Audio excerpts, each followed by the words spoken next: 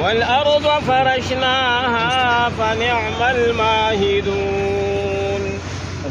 ومن كل شيء خلقنا زوجين لعلكم تذكرون صدق الله العظيم.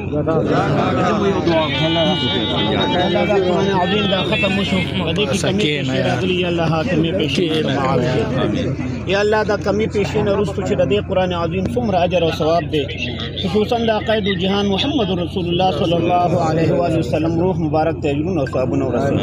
د هغې نه پس یا الله د دې خاندان چې څومره مشران وفات شوي دي، کشران وفات شوي دي، زنانه دي، نارینه دي، الله د هغوی روحونو ته اجرونه او ثوابونه ورسوي.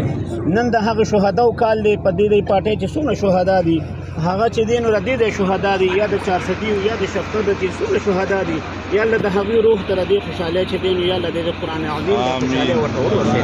د هغوی روحونه په یا الله خوشحاله کړي، د هر قسمه غمونو مصیبتونو پریشانونه یا الله موږ ټول محفوظ کړي. خان ته دعا وکړئ صحت کامله ور الله ورکړي. یا الله دا کومه مرحله چې نن شروع کېږي د مرګ را جمع شوي دي، یا الله دې مرحله کې ډېر خیر او برکت واچوي. د دې مرحلې کې یا الله موږ په دې باندې خوشحاله کړي.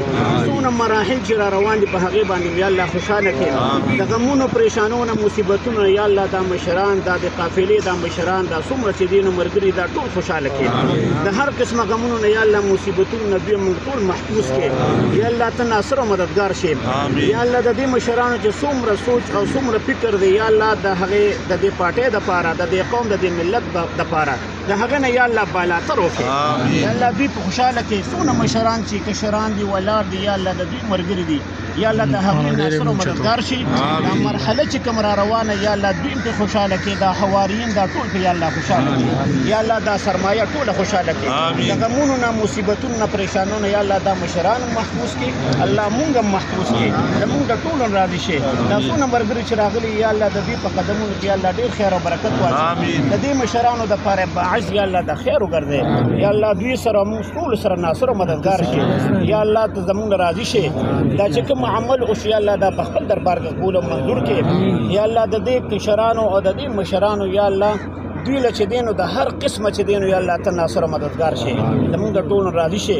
لا تقنطوا من رحمة الله ان الله يغفر الذنوب جميعا انه هو الغفور.